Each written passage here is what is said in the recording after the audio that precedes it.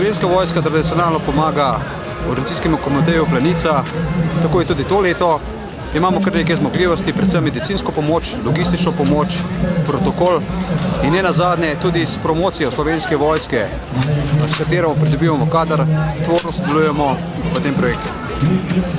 Tukaj v Planici smo prišli gledati skoke, vmes smo se pa še ustavili na stojnici orožja in drugih stvari Slovenske vojske.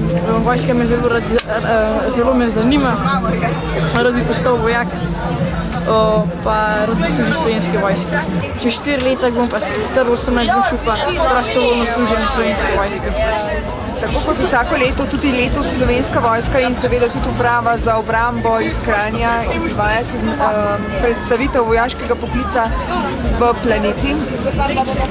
Letos je poudarek predvsem na informaciji, da podpisujemo pogodbe za 5 let in s tem povezana je tudi nagrada ob zaposlitvi. S tem seznanjamo vse naše obiskovalce, ki se zanimajo za zaposlitev v Slovenski vojski.